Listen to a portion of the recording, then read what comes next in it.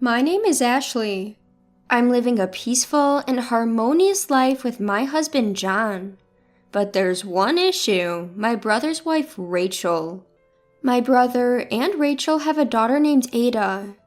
3-year-old Aita is our adorable niece, loved by John and me. It's fine to play with her occasionally, but Rachel brings her to our home almost every week. Ashley, please take care of Aita this week again, alright? Aita, be a good girl. Okay. Aita energetically responds as she comfortably trots from the entryway to our living room. Assuming that John, who is relaxing in the living room, will look after Aita, I muster up the courage to talk with Rachel. John and I really love Aita, but having her every week is quite burdensome, even though we work from home. I'm an illustrator and John is a programmer. We are both working as freelancers. Being a freelancer, we can decide our days off based on our work progress, but we can't care for a child when we're in crunch time. But we can't let our niece get hurt while she's in our care, so I end up drawing on my tablet while keeping an eye on her. I felt guilty that I complained to Rachel, my brother's wife, worried that it might cause an issue between my brother and her, but I couldn't bear it anymore. I'm really sorry, but could we make today the last day that we look after Aita? Her face turns to anger as I ask her humbly. It was too late to realize that I had made a mistake. She raised her eyebrows and snapped at me. You wouldn't understand, Ashley, since you don't have children, but raising children is truly difficult. You have no idea how hard it has been to raise Aita this far. Stop complaining when you don't even have a child. Her words stab my heart like sharp daggers. That's because I'm infertile. John and I love children. We always talked to each other that we wanted to have children when we got married, but we didn't manage to conceive even after getting married. We went to a hospital for consultation and found out that I have a condition that makes it extremely difficult for me to get pregnant. We are currently undergoing fertility treatments, which are physically taxing and costly. Every month, the hopeful anticipation of children brings a lot of emotional stress to John and me. To be blamed for not understanding because I don't have children hits me hard, especially in the middle of all this. Yet her tirade doesn't stop. Unlike you two, who are always cooped up at home, I'm a sociable person. I have many friends who rely on me. Today, I came to leave Aita with you because I'm going to lend an ear to my friend. You two who are shut-ins and don't contribute to society should appreciate that I'm doing my part for you too. If you get it, take care of Aita properly and quit complaining. After giving me a piece of her mind, Rachel, dressed to the nines, leaves the house with a waft of perfume. I return to the living room where John, who apparently overheard everything, is unusually angry and says, I didn't want to show such a scene to Aita, that's why I didn't go, but that was too harsh.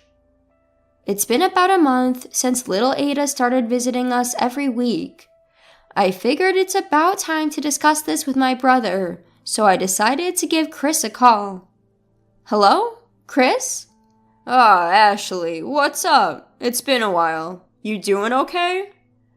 I'd been wondering what Chris was doing leaving Aita with us. He seemed like his usual self on the phone, but I was irritable from a recent argument with Rachel. So I said with a tone of annoyance, Hey bro. Sure, Aita is a sweetheart, but it's a burden if you leave her with us every week. John and I are freelancers, but we've got deadlines to meet, you know. A little consideration would be nice. Huh? Aita, she's sleeping right now. What? He said that Aita was sleeping at home. I didn't understand, and I was confused when he sent me a photo of her sleeping. This was not the Aita I knew. I sent him a photo of Aita playing with John, to which he responded, Who's that girl? The last time I met Aita with Chris, she was still a baby who couldn't even walk. It occurred to me that the child left with us every week, posing as Aita, might not be her. But then, why would Rachel bring her over? Chris and I were puzzled. Then John, who had been listening to our conversation, hesitantly called Chris's name. Chris, I'm sorry if I'm wrong, and I know it's incredibly rude, but hasn't Rachel been acting strange lately? John and I had talked about it often. Rachel did seem different. After her parents passed away due to illness, we stopped having family gatherings. The last time I saw Rachel a few years ago, she was indeed attractive, but wore more modest clothes. Recently, however, she's been wearing bright colors like red and blue and sporting flashy accessories. Chris seemed to have noticed this too, as he responded with a somewhat dejected, "Yeah, perhaps." Sighing, Chris said, "I might have an idea about what's going on. I'll call you back later," and hung up. Though we felt bad for him, John and I couldn't help suspecting Rachel might be cheating on him. There's nothing we could do about her potential infidelity except leave it to Chris. What John and I can do is try to find out who this cheerful girl playing house in front of us is. Ada, you're 3 years old, right? Can you tell us your name?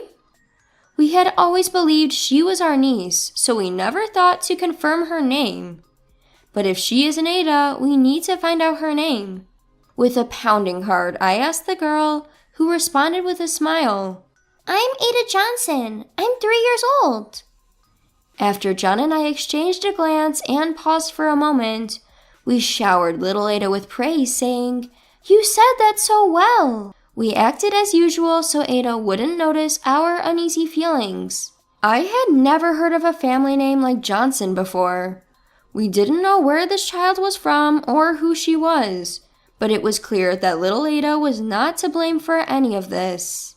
Thinking it might help my brother, who said he might have some ideas about the situation, I messaged him on WhatsApp telling him that the girl here was Ada Johnson. His only response was, "Got it, thanks." Then, afternoon, my brother arrived at our home with a certain individual. "Sorry to trouble you, but there is something I want to talk about when Rachel comes to pick up Ada. So can we wait here?" He asked, and I gladly agreed, because I didn't feel like forgiving Rachel, who had betrayed my brother. As the evening passed and night came, Rachel arrived at our house, staggering drunk. I'm home! Ada, I came to pick you up. Unaware of the storm that was about to break, I greeted the nonchalantly returning Rachel with a plastered smile. Welcome home, Rachel. You seem really drunk. How about a glass of water? That would be nice. Is this your way of apologizing for the nonsense you said this morning? When the cheery Rachel entered the living room, Ada was happily playing on a woman's lap. Rachel looked blankly at that woman who was glaring at her. Who is that? Did you hire a babysitter?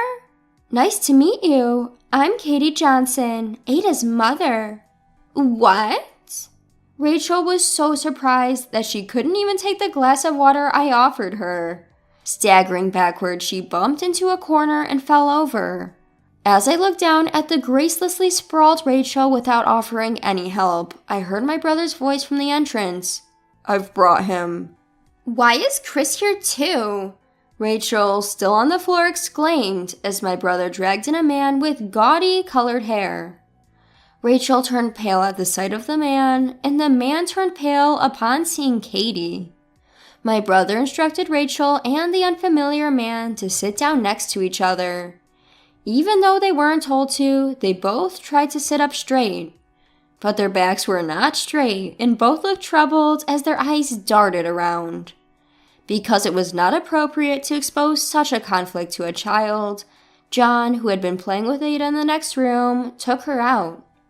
Once everybody was all there, my brother took control of the situation, looking down at Rachel and the man.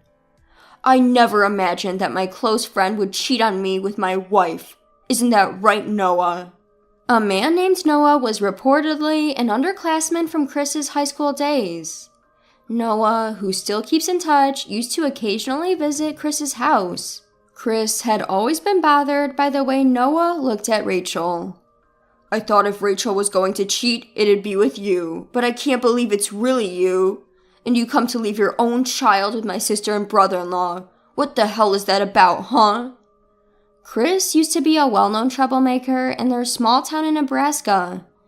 Now he's a corporate employee, having mellowed out, but his old self resurfaces when he confronts Noah. At the terrifying inquiry of Chris, Noah let out a pathetic scream, "Oh no!" before answering in a trembling voice. Rachel was the one who seduced me. She came all the way to my hair salon and asked for me specifically. She approached me saying she liked me. Hold on. You're blaming it all on me? You were totally into it, Noah. Who cares who started it, you idiots? What you two need to do first is apologize. On Chris's sound point, Rachel and Noah started to apologize. Or so I thought.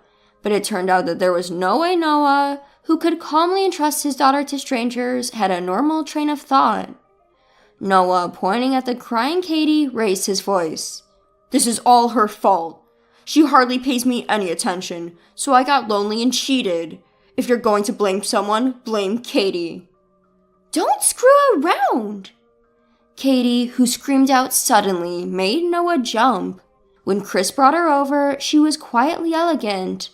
I never thought my husband would be leaving Aita with strangers while I'm at work. I'm truly sorry.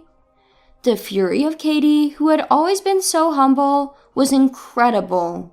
What do you mean you cheated because you were lonely? Do you have no self-control? I can't believe you left Aita with strangers. Why did you do such a thing?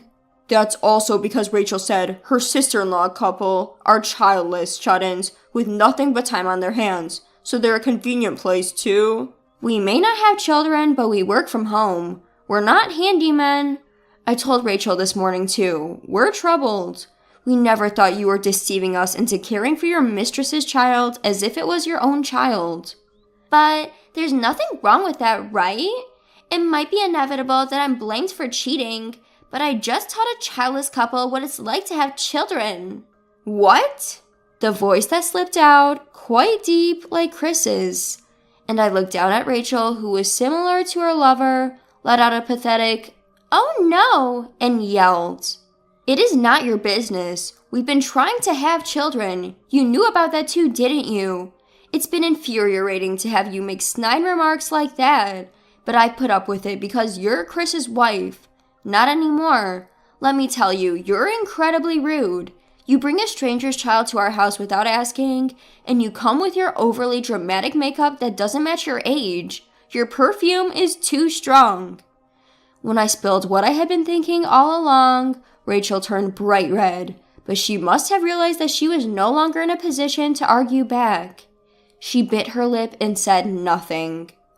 After that, Rachel and Noah were thoroughly scolded by Chris and Katie. Naturally, both couples ended up getting divorced, and they had to pay hefty educational expenses.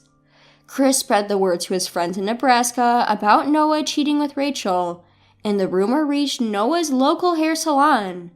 Noah, who had become the talk of the town, ended up getting fired. Rachel, who had been a housewife, was trying to find a job, but she had no work experience since she became a housewife right after graduating from college. As expected, her job search has been tough. Because her parents found out about her cheating, she was disowned and is now eking out a living through the odd jobs she manages to find. Both Rachel and Noah lost their jobs and families due to their infidelity and found themselves in a pitiful state. As for me, surprisingly, fertility treatments worked out. I'm pregnant, and guess what? We're expecting twins. John and I shed tears of joy and are now eagerly waiting for our babies to be born. We still keep in touch with Aita and Katie, with whom we formed an unusual bond. Aita and our niece Aita seem to get along well and often play happily together. They even touched my belly, telling the babies, "Let's play together once you're born," which was beyond adorable.